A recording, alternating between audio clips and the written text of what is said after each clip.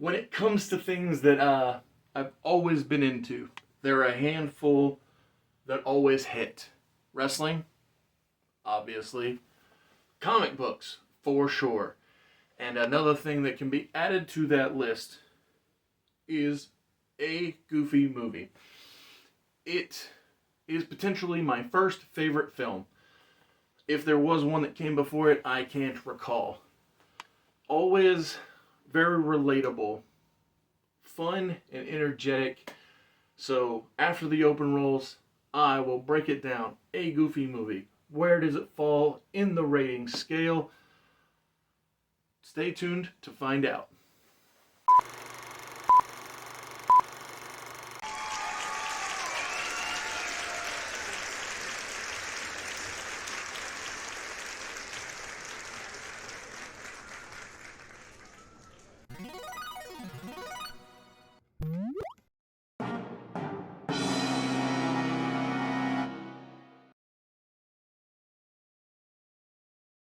A Goofy movie, released in 1995, and it runs 1 hour 21 minutes.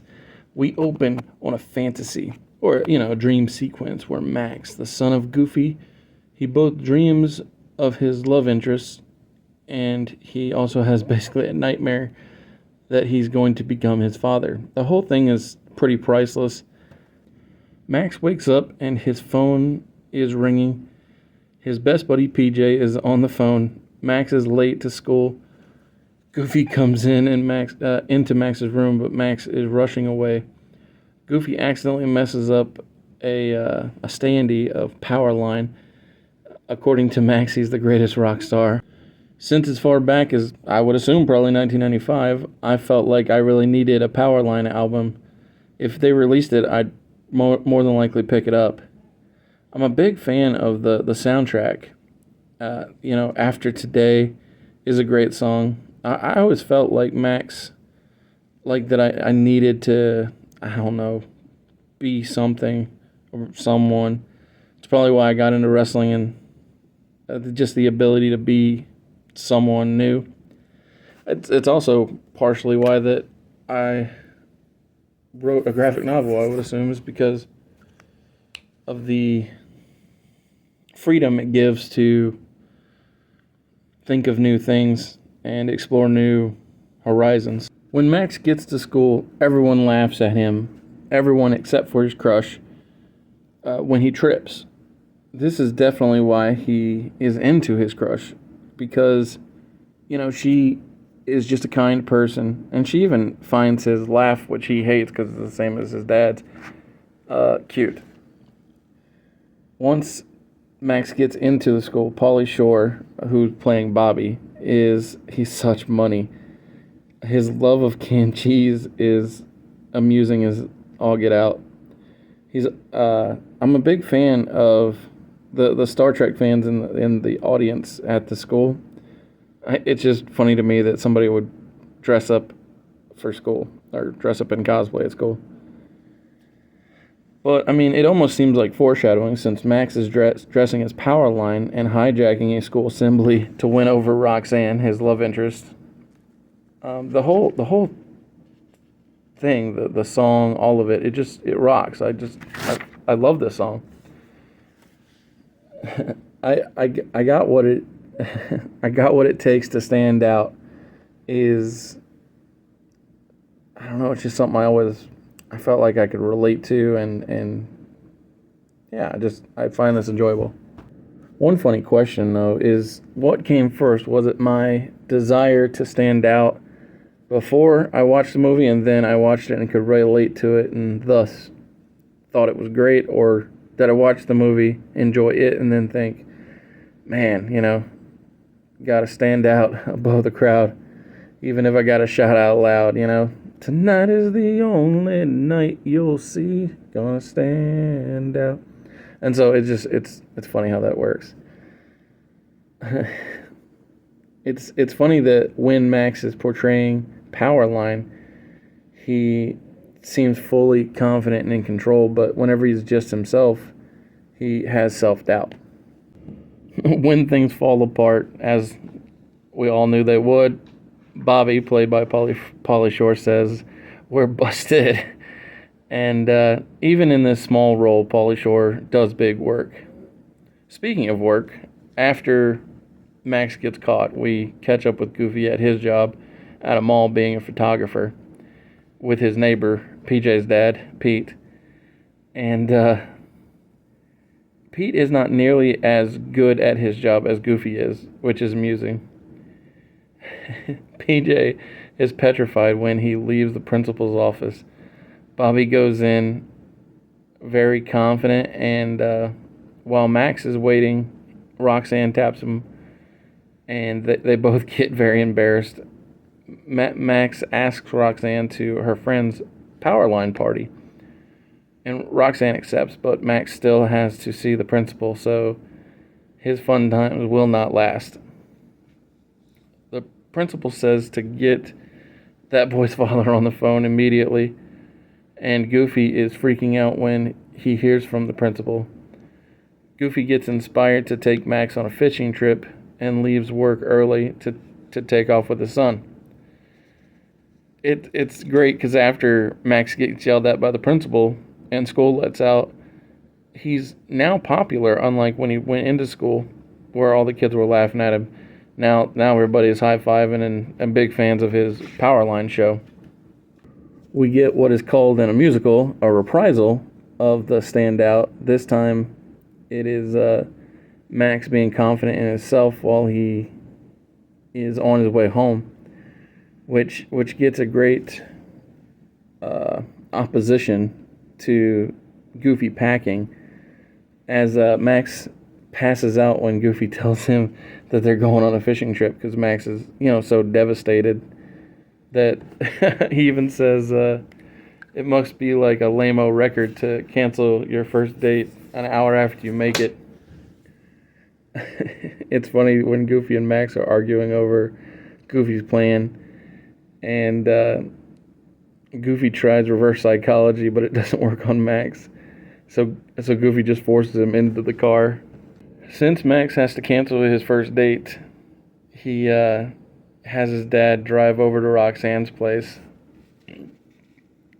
Because Roxanne brings up the possibility of going to the party with someone else, Max feels compelled to lie to her and tells her that he and his dad are going to the Powerline concert, is why that he can't join her at her friend's party. Outside of the fact that the principal called and got Goofy nervous, I think there's at least a bit of a chance that had Max been honest with his dad from the start, he may have gotten what he wanted. Because Goofy wants a good relationship with Max. So it's just not outside the realm of possibility that Goofy, who's, pretty oblivious to a big bunch of things, would have been willing to work with Max to get him to the place where he needs to be, which is proven later on, obviously. Goofy is so upbeat and positive that it's easy to get a smile on your face because he's so happy. We see a Mickey Mouse and Donald Duck cameo within the musical segment of The Open Road. Max being miserable at the Lester the Possum Park is understandable. The whole cheap Chuck E. Cheese type of atmosphere is just so for a younger age, basically. And it's also understandable to see where Goofy's coming from, because he remembers this place when it was good, but it's all run down now and a mess. And when a possum gets in Max's pants, Goofy thinks Max is having fun, but he's having the worst time of he could be having. So Max tries to hitchhike away. I feel bad for Goofy and Max. They both just can't relate to each other. And it might be one of the reasons why this movie was always so close to me, because me and my father, we never really could relate to much either. And so, I don't know, it's crazy how something so inconsequential can mean so much to people. And you had to see it coming when Oz, talk about things that matter to me. I always have to bring it up. That being my 68-page graphic novel, Everlasting Survivors, Volume 1, All Day Long. If you follow the link in the description of this video, you can get yourself one of 5 cover options. This is Jeff Hicks cover A. This is Nick Crooks cover B. There are additionally C, D, and E covers. If you click the link in the description, you can also pick yourself up posters and a hat. T-shirts are available. All kinds of fun things. Let's get back to the review. Pete and PJ show up with a humongous camper. It is the most unrealistic RV, but it is cool. Somehow this thing has everything. It has 2 stories, like a human-sized fish tank, and even a bowling lane on the roof. Pete instructs Goofy to keep Max under his thumb, like the bowling ball. So Goofy gets tough. Goofy tries to teach Max to fish, and like my father, Goofy is not a very good teacher. Enter Bigfoot. Such an unexpected but super fun addition. Behold the legendary Bigfoot. Max and Goofy got footage, but Mr. Foot destroys it before rifling through all of their stuff. This leads to an awesome scene, the classic Hi Dad Soup scene. Goofy laughs remembering Max spelling out things in his soup, so it's very touching. Goofy holding his dad in high esteem also reminds me of how my dad saw his father as like the ideal man. While Bigfoot and Goofy both snore, Max realizes he can change the map that his dad is using for the road trip to get where he wants. So Max, he does it. He changes the map. Goofy talks in his sleep, but Max gets away with this scheme of his. Well, at least so far he gets away with it. The next morning at a truck stop, Max and Goofy have breakfast. And because Max is so shifty and uneasy and keeps eyeing the map, Goofy gives Max the map and the responsibility of being the navigator of this road trip. Goofy says, "I trust you, son, wholeheartedly." Max gets to pick all of the stops now, and Goofy isn't having as good of a time as Max is, but Goofy is making the best of it. Goofy and Max meet up with Pete and PJ again, but this time at a motel, and Pete is jealous that Max and Goofy are getting along. Pete overhears PJ and Max talking about the fact that Max changed the map, and you just know Pete is going to ruin things for Goofy and Max. Goofy is hurt and doesn't want Pete to be right, but he sees the truth that Max did change the map, and more importantly, hurt his dad, Goofy, because the map was used for a road trip that Goofy and his father had taken. The next day, Goofy gives Max the map as they're heading toward a crossroads, and Goofy says left or right, and the thing is, one way is Powerline and the other way is the fishing trip. So Goofy, frustrated that Max chose his own desires over his father's reminiscent trip, pulls over the car. Because he's so hurt, he gets out of the car, and Max tries to tell the truth, but Goofy forgot to put the car in park, and they start chasing it and arguing all the way down. The car is now going down a river, or I don't know, some body of water. Goofy and Max are both sad now, but finally they're both being honest, which, I've wanted throughout the movie. And just as I predicted, because, I've seen this movie way too many times, Goofy wants to help Max. Big win for honesty here. Goofy is such a great dad. Max saves Goofy from falling off of a waterfall to his death with the fishing trick that Goofy had shown him, called that he and his father called the perfect cast, which brings a tear to Goofy's eye, the fact that Max remembered how to do what his family tradition called the perfect cast. We then cut to the Powerline concert with no explanation how they got there, because clearly the car is destroyed.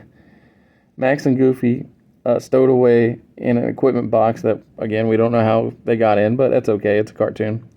They're backstage, and we hear Powerline performing Eye to Eye, one of his big hits, and that is the song Goofy and Max join Powerline on stage for. They dance with Powerline, and it's really fun. Before they even make it on stage, though, you can hear the kids at the party doubting Max and Goofy. And Roxanne, she's still trusting of Max. And when Goofy and Max appear on stage, she feels vindicated. And Goofy doesn't know what to do when he's on stage, so Max tells him, "Dad, do the perfect cast," which, does kind of look like some bad dancing. And it's, amusing and fun. Again, with no explanation as to how they got by with this or how they got their car fixed, we then see Max and Goofy driving home, and Goofy drives Max to Roxanne's house. Max is being honest with Roxanne, and it's sweet. She was into him the whole time. She liked his laugh, and he didn't have to lie to win her over because she was already, on his side. And that's pretty cool. I still love this movie. It was and possibly always will be, something I hold tight and enjoy a lot. And it always hits on so many levels. Wanting to be more, wanting a great relationship with your family. I love this movie. It gets the scale breaking score of love for me.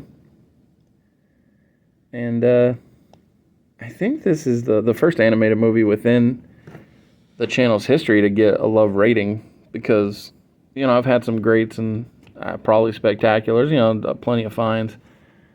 I think even a passable, but I think this is the first love from the channel, because it was just the first animated movie that really meant something to me. Thanks for tuning in for this review, and come back tomorrow for trivia. Show up on Wednesday for a Wednesday rewind. Come back Thursday for trivia. Enjoy. Later.